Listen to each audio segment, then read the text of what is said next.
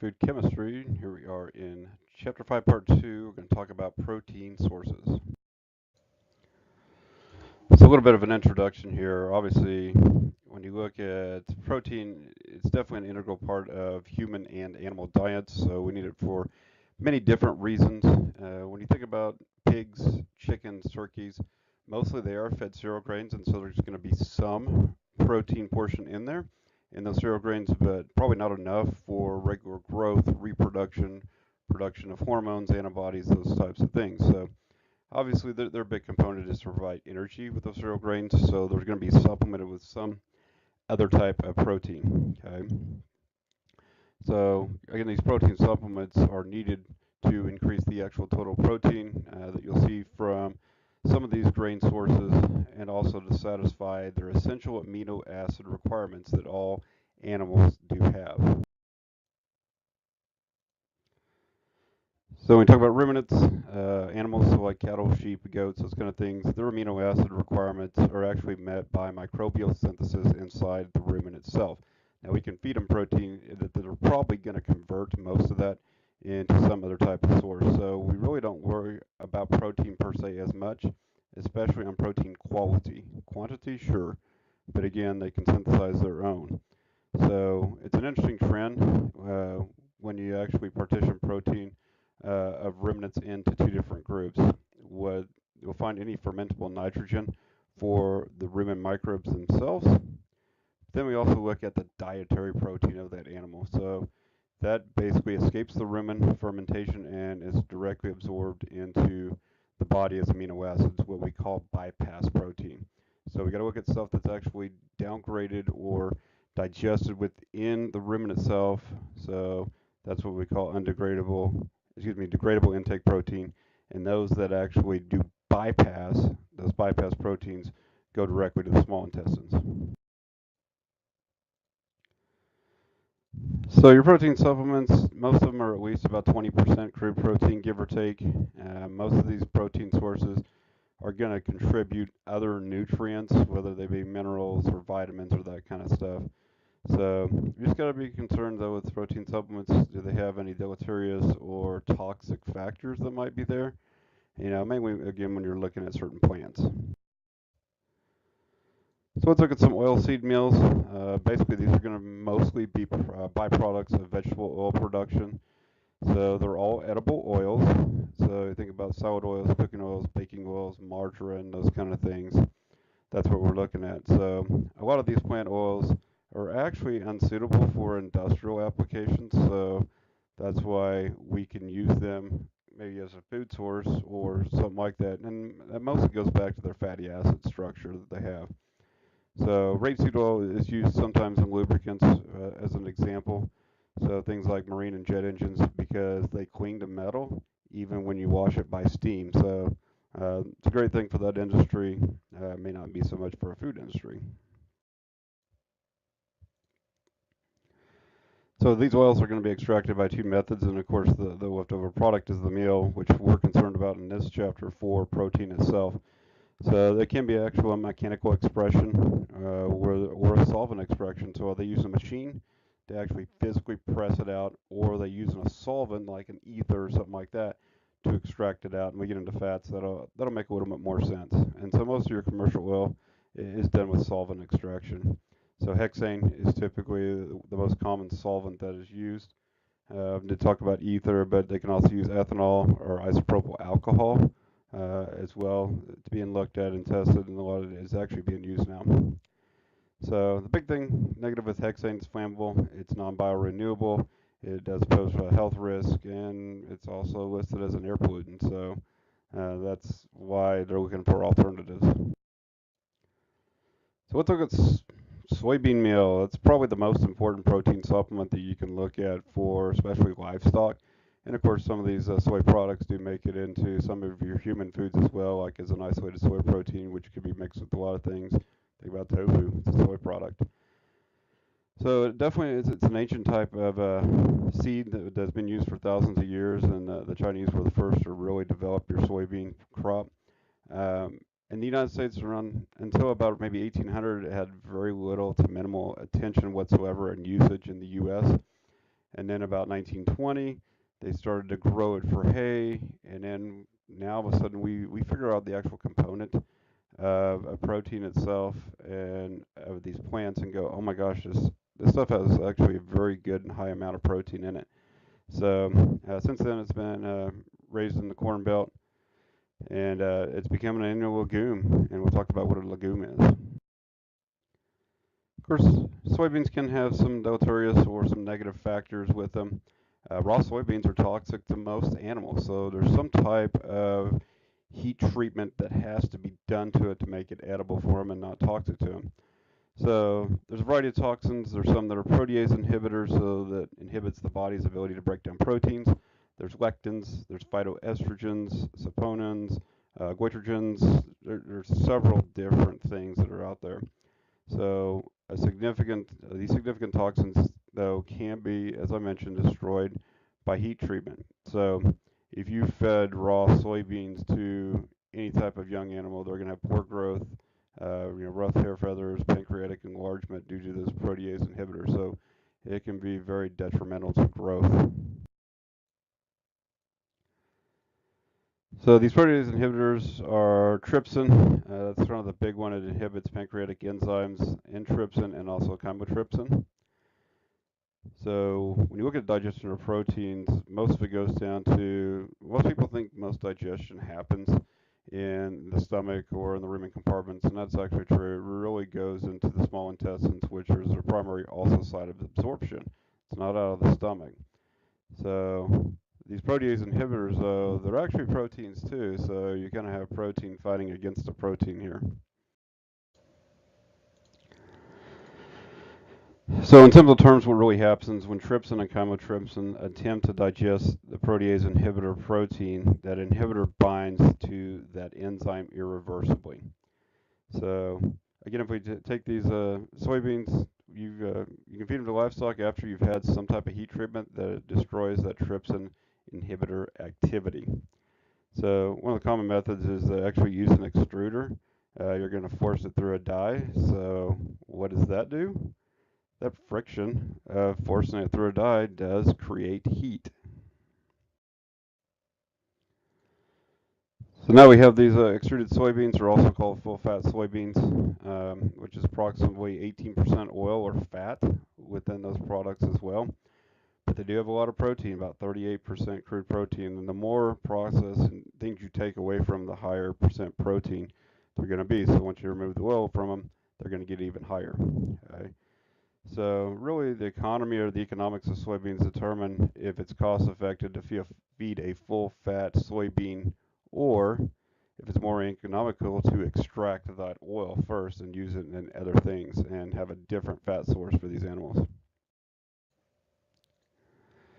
So soybeans may also contain some storage proteins that can cause allergic reaction in animals. So not only could they be toxic in some cases, they also can provide some allergic reactions in animals that can be pretty negative. So usually talk about pre-ruminant calves. So most cattle are born basically, even though they have the four stomachs, they're not really functional, or the four compartments of the stomach. And so that's in very, very young calves before they all become functional and develop their microbial load within the rumen. Can be kind of toxic to them. Baby pigs also can fit that same moat as basically having some allergic reactions. But obviously, when you look at the nutrient content of soybeans, it's a major supplement for non-ruminant animals. So when you look at pigs and poultry feed, that's probably what you're going to find most of it in. They're typically going to be a corn-soy diet. So the corn's going to provide starch for energy. It's going to provide the oil or the fat for energy. And then you're getting the protein from the soy side, the soybean side. So again, corn gives you energy, soybeans gives you protein.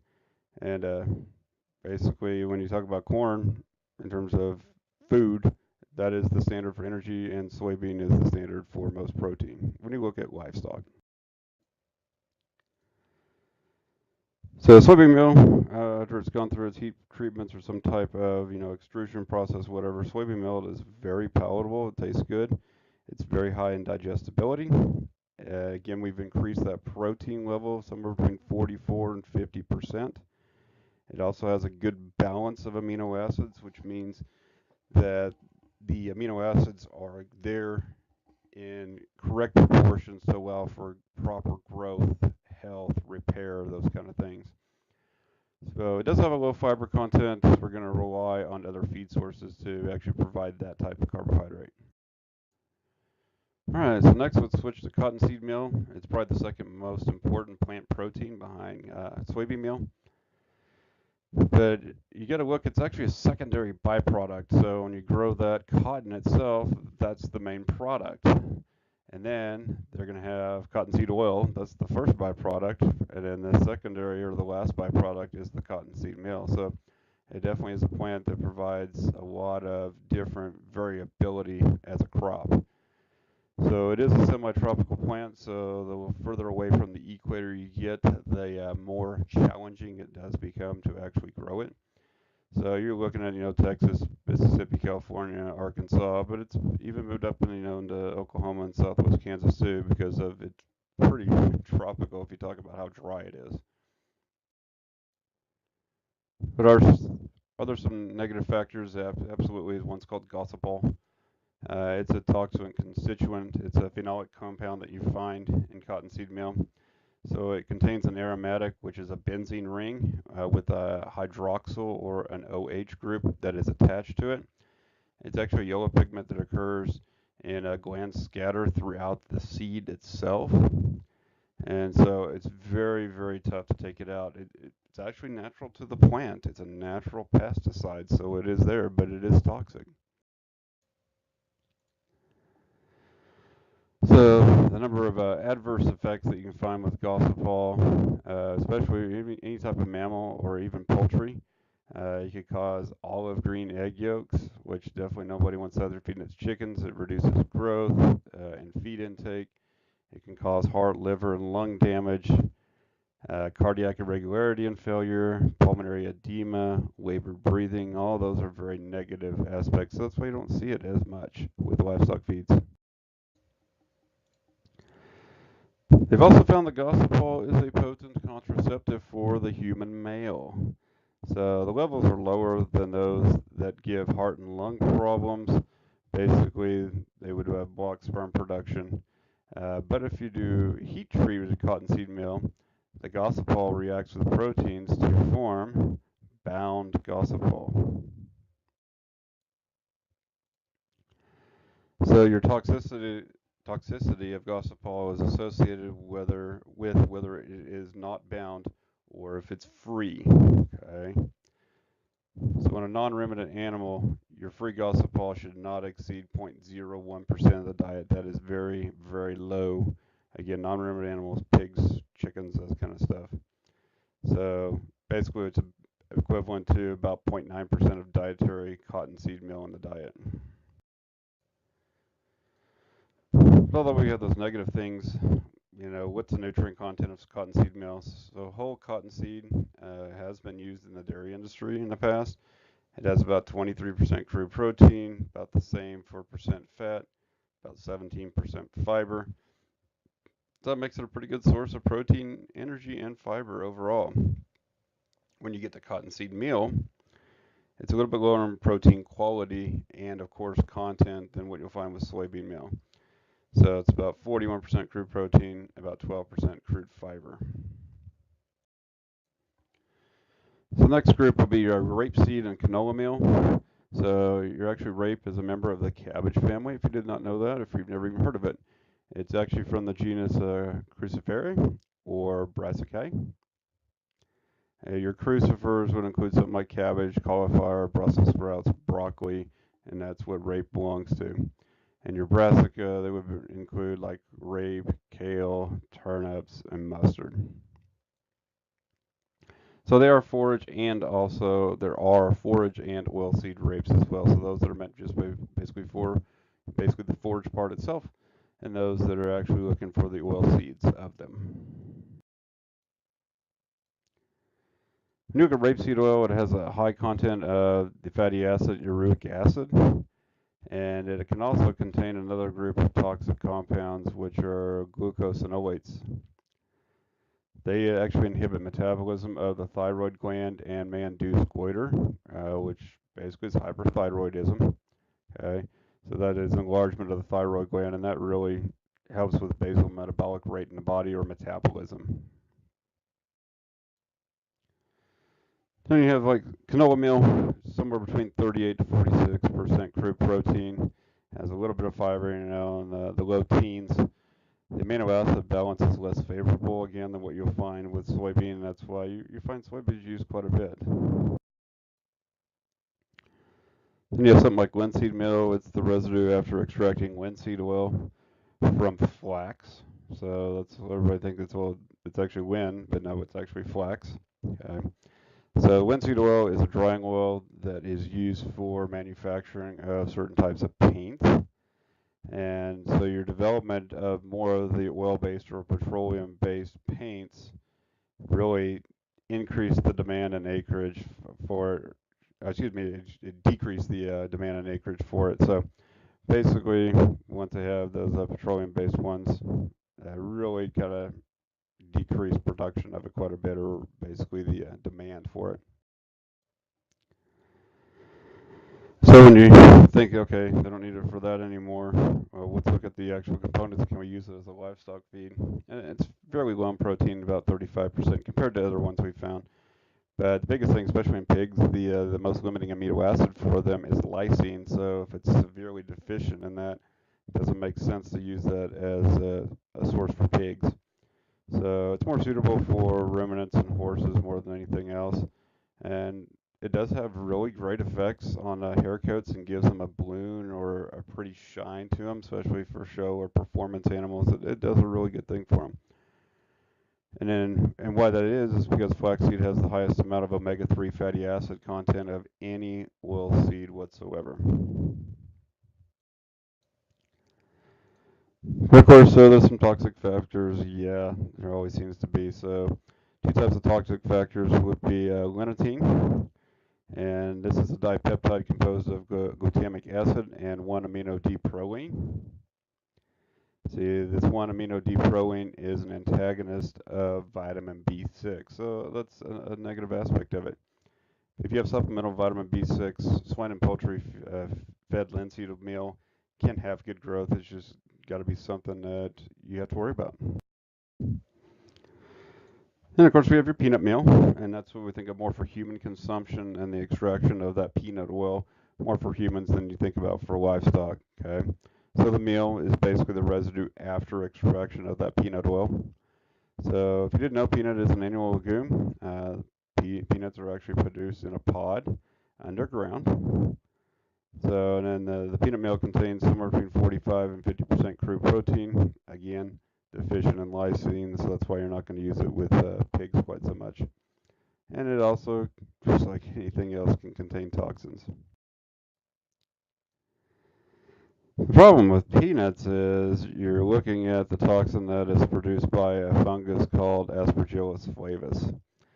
And it's actually what they call an aflatoxin. So it can actually cause problems in other feeds. You can occasionally see that fungus Aspergillus flavus that's in corn as well. So it's just not in actual peanuts. But a lot of times they used to hog off peanuts because what was left underground, what do pigs do? They root. And so then they would eat that. The big problem with that is it produced a very, very soft, not only the muscle, but the fat as well. Pork lean in the fat because of the high amounts of unsaturated fatty acids. So the old mantra, you are what you eat, definitely is effective here.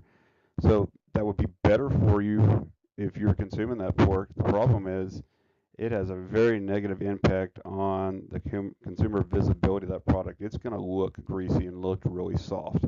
So it's probably better for you, but it doesn't look as appealing to the consumer as you buy it.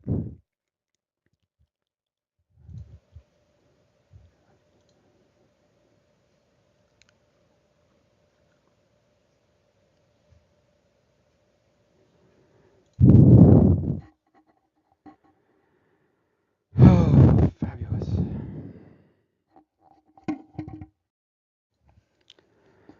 All right, sunflower meal. Sunflowers are native to America. Hopefully, you should know that. That's actually sunflower is the state flower of the state of Kansas. So you're talking about varieties and species that are 5 feet or more is what you're looking at. And so the seeds from the heads can actually be up to 2 feet in diameter, if you can imagine that. They are big.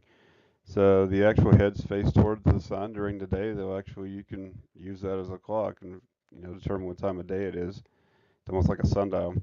So most sunflowers are grown for sunflower oil, for edible purposes for humans. When you're looking at the byproduct sunflower meal, the meal is high in fiber. It's low in lysine again, but it's relatively good in protein, 40 to 45%. All right, let's look at some grain legumes. So we have talked about soybeans, and of course soybeans are a legume, and a full-fat soybean contains oil, which again has a high amount of energy in it. But again, we go through that extrusion process for the heat, and that heating is necessary to prevent also rancidity. Because of that high oil process, that can go through oxidative rancidity and become very stinky, is I guess a good way to put it. Soybeans also contain the enzyme lipoxygenase or lipoxidase or lipoxidase, if you want to call it that. Basically, it stimulates the reaction of unsaturated fatty acids with oxygen. So that's kind of how that rancidity does occur. So that enzyme has to be denatured through the heat process for it to not happen. So when you look at dry beans, the most common types would also be stuff like snap beans, kidney beans, pinto, navy beans, those kind of things. But you could have mung, lima beans, rice beans, and so we mostly look at these for human consumption. But byproducts could also be fed to animals too.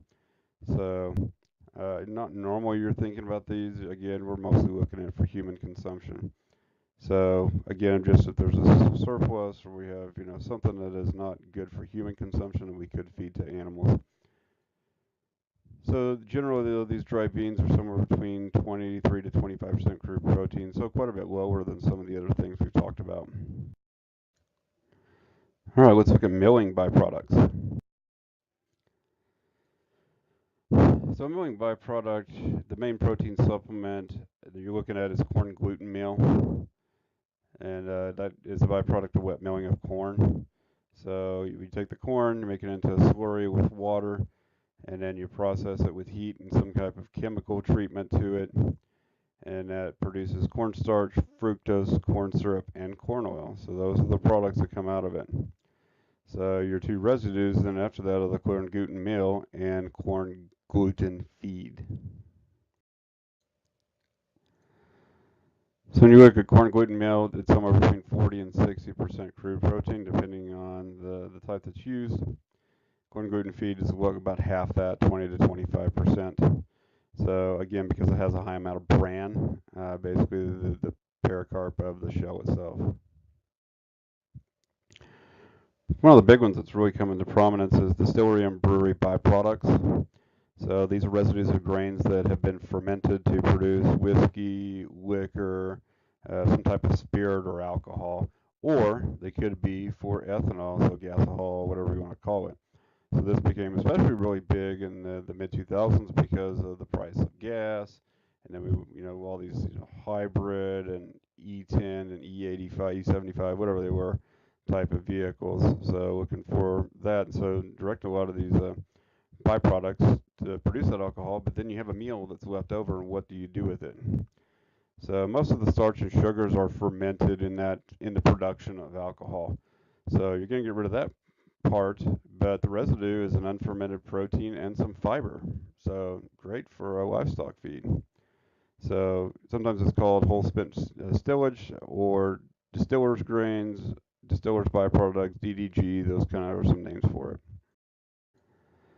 So DDG, as I just mentioned, is distiller dried grains. So they're actually going to take that product and they got to dry it down. Most of the time when you're left over with a byproduct of fermentation, it's going to be about 95% moisture or liquid. So after you dry it down, it's about 9 to 13% crude fiber and about 26 to 35% crude protein. So again, the protein is from the grain and the yeast that was used in fermentation or distillation. Has a very good quantity of your B complex vitamins. And with the brewer's grains itself, most of those are derived from barley fermented to produce beer. So it depends if it's distiller's grains versus brewer's grains. Do you still something to make like a whiskey or a spirit, or more of like your alcohol as opposed to beer? So typically they're going to have crude fiber about 19%, crude protein about 26%. Of course, you can't not think about animal protein sources.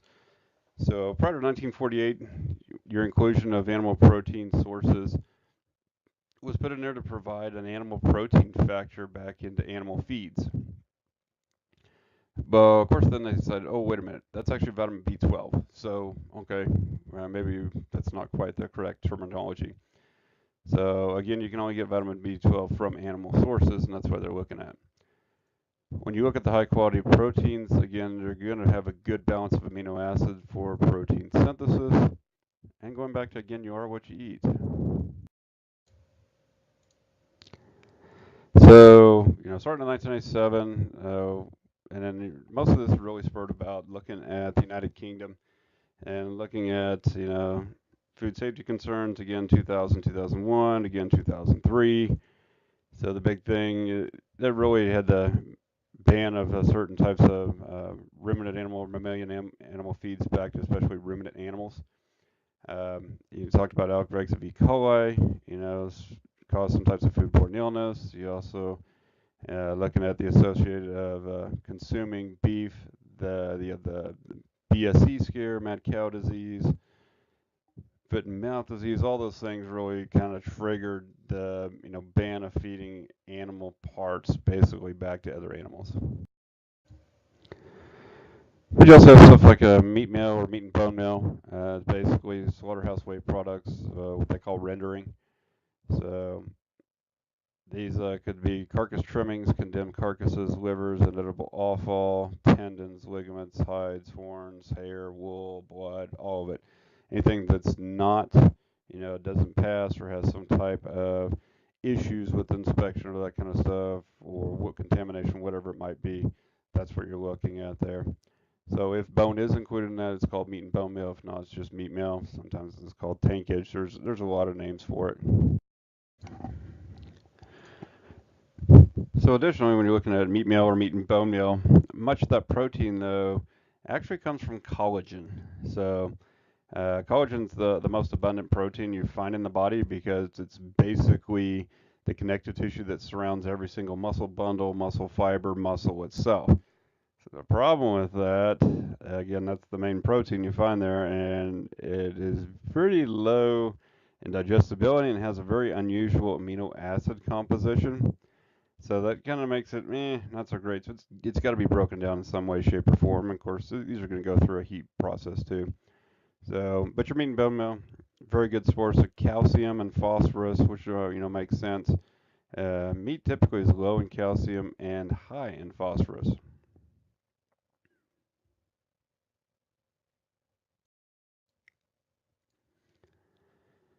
So, with tankage being a term that's very similar to meat and bone meal, it's kind of an older term that's used. Again, your bones and meat scraps are wet rendered by cooking and basically rendering tanks. So most meat now is actually, or some meat now is actually dry rendered. So it just kind of depends on the process. So if it's cooked in steam jacketed vessels until the moisture is evaporated, then that means it's dry rendered. That's really the difference. Is it wet or dry? So these animal byproducts really need to be properly heat sterilized during processing, just because they could have, whether it's E. coli or salmonella or whatever it is. Again, you got to think about those pathogens potentially being there. But then you also worried about BSE, so bovine spongiform encephalopathy, aka mad cow disease. So those are definitely some considerations, especially if they might go into like your pet food.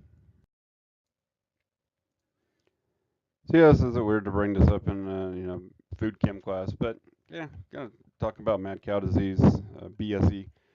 So it can cause some neurological symptoms, exaggerated limb movement, muscular jerking, frenzy movement, and of course it can cause death to any animal.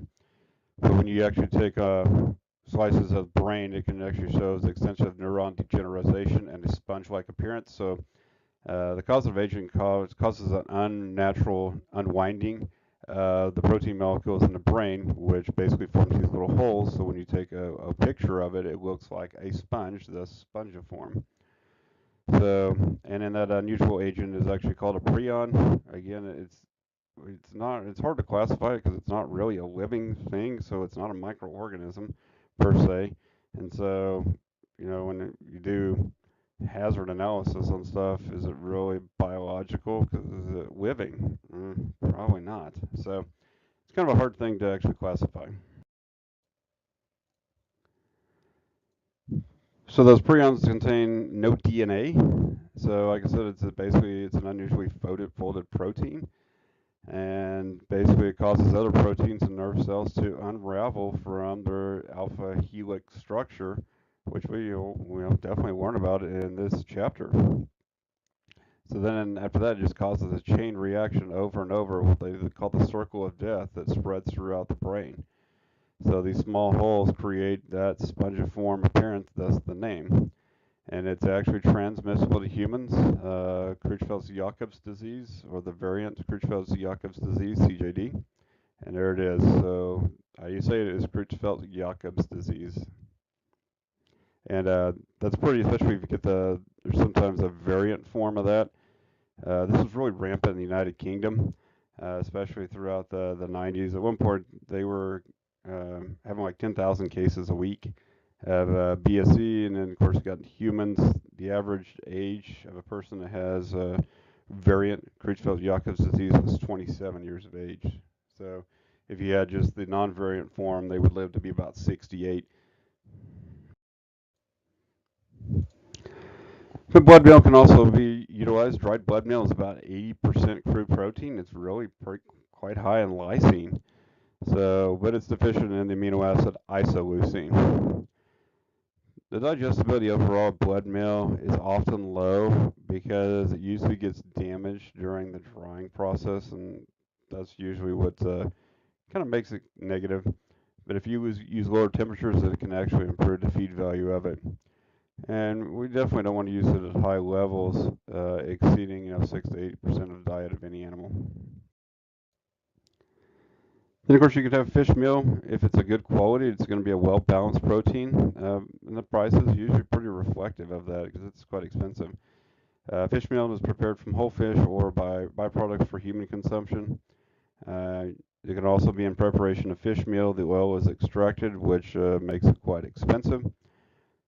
It's good for you in some ways, but it's negative for you. It has a high amount of unsaturated fatty acids, which is good for an animal to some extent. It's good for humans in terms of health. But on the negative side, it can have some effects on those animals. I know there was a feed yard that was really looking at using some type of fish oil meal to feed the cattle. And I just kind of thought about it from a meat science side and said, that's going to cause some really negative effects with very soft and oily types of beef. And when you're grading beef based on marbling, and now you have something that has a different melting point, you're really going to be lowering probably your quality grade on doing it. So, be better for you. Just not going to pass the consumer eye test, in my opinion. So you have high-fat fish meal. Basically, it actually can heat up during storage, and it can actually spontaneously combust, if you can believe that. So, but fish meal would be among the highest quality of proteins that you can find. But again, you shouldn't feed it to swine and poultry, especially right before they're harvested. It's going to give their flesh a fishy flavor. So nothing worse than going to eat your pork chop and having it taste like catfish.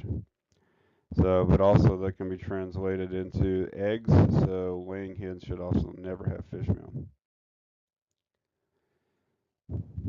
The fish meal can be used for animal fur, so they actually use it, the byproducts to feed like minks and foxes that are just somewhat commercially produced. So one, they're going to require a high protein diet, and that fish is going to supply it. And then you obviously get the byproducts of that as well.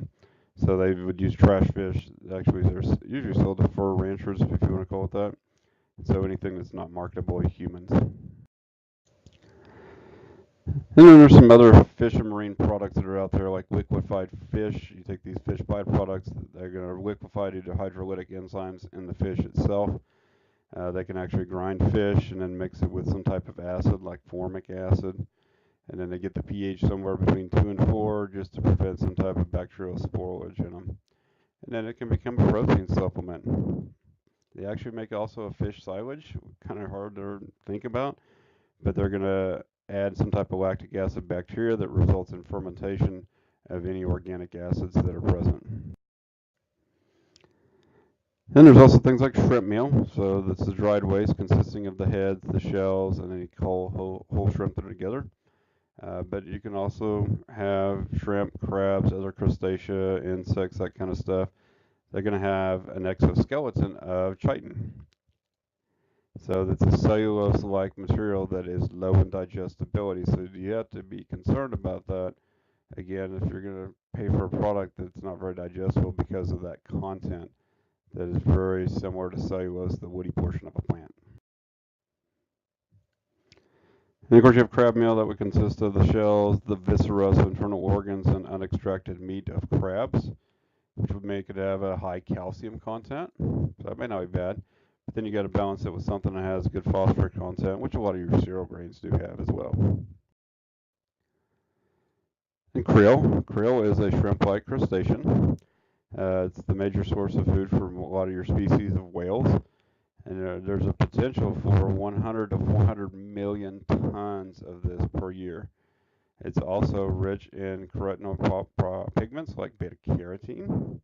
So your diets will enhance red and pink pigmentation in skin and flesh, so the color of them can actually be pretty good. So something maybe to research, who knows?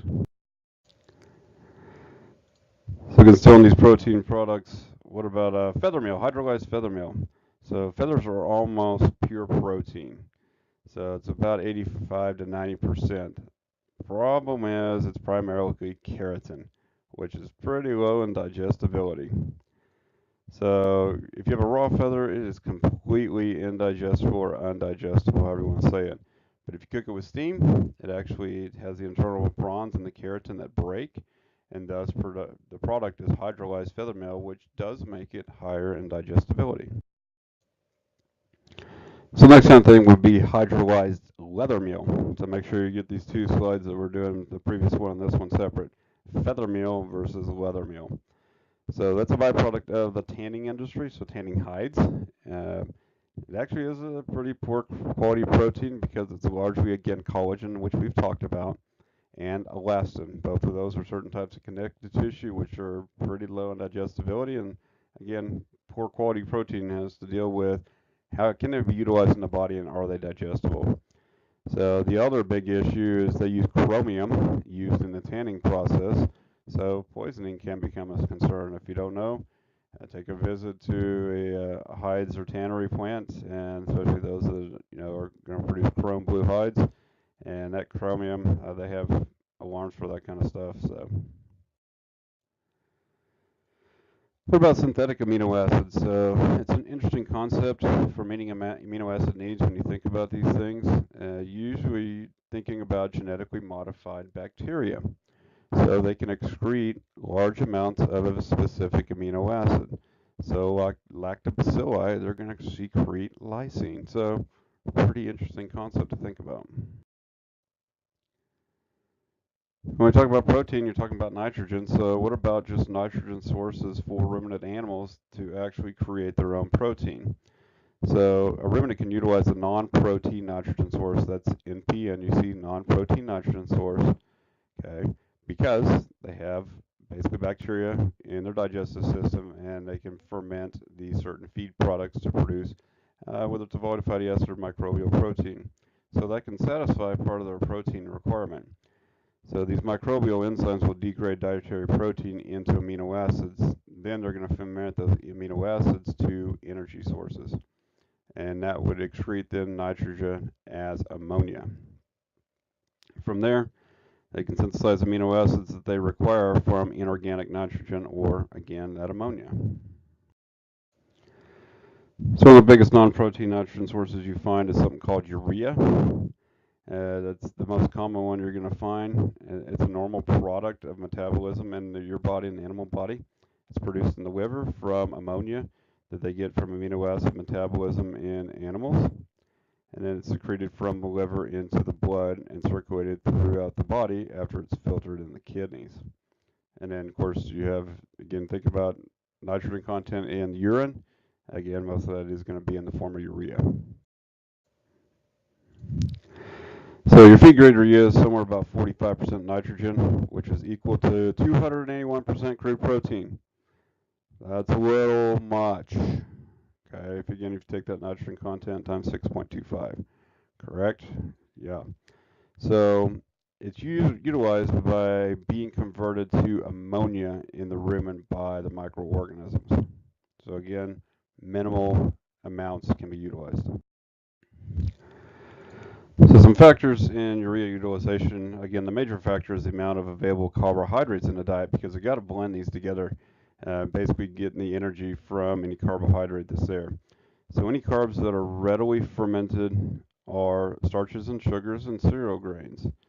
And due to the rapid conversion, the microbes must utilize it rapidly. So we got to think about what actual carbs are in the diet, and then can we use urea within that ration as well. So it's not usually a satisfactory nitrogen supplement for a low quality roughage, because they're going to contain stuff like cellulose and other structural carbohydrates which don't have a lot of energy containing portions to them. They're too fibrous to support the vigorous microbial growth, and again need once they have all that urea present. And additionally, urea can be toxic. It is not non-toxic, but it can cause ammonia toxicity is the big thing itself. So the level of urea in diet typically becomes very excessive, and so the amount of ammonia absorbed actually overwhelms the liver's ability to detoxify it. And then because of that, then ammonia enters general circulation throughout the circulatory system in the body. So if you have signs of toxicity, you can have labored breathing, incoordination, staggering, profuse slobbering, and also it can cause bloat. And then we'll get to some other non-protein nitrogen sources. So one of those would be biuret.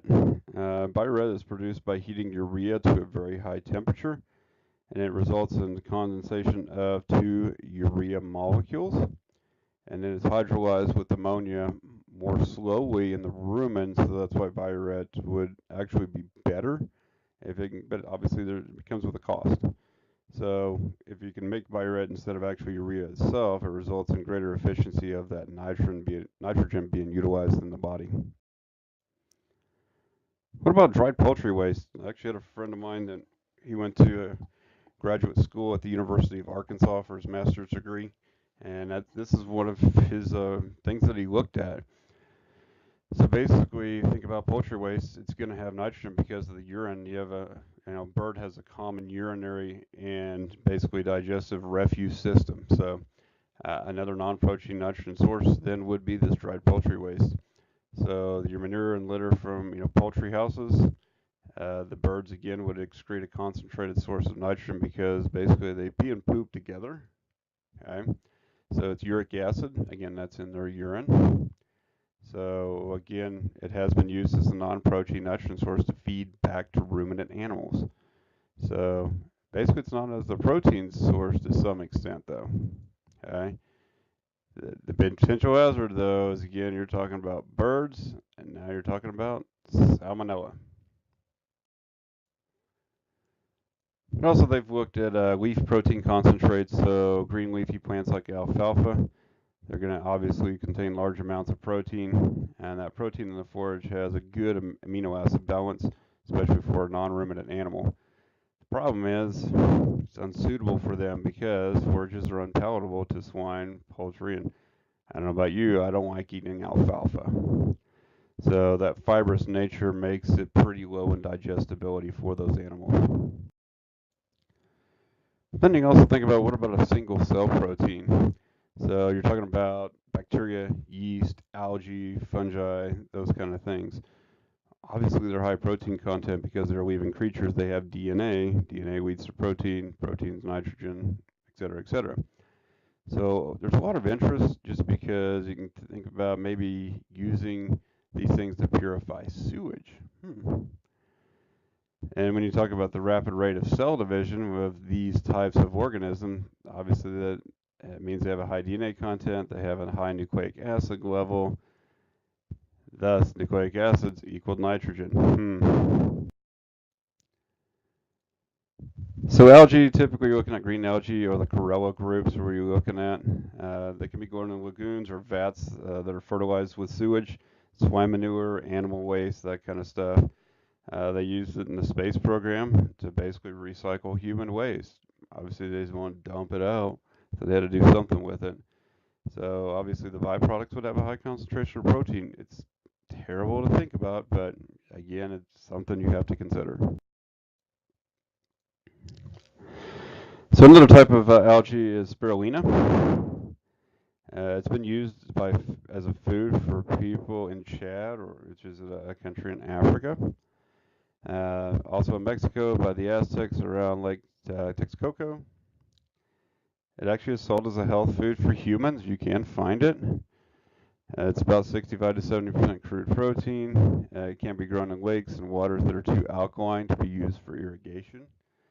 The high pH does ensure that there's an abundant supply of carbon dioxide for photosynthesis. All right, that's the end of Chapter 5, Part 2. So make sure you complete your quiz in Canvas and any discussions or assignments.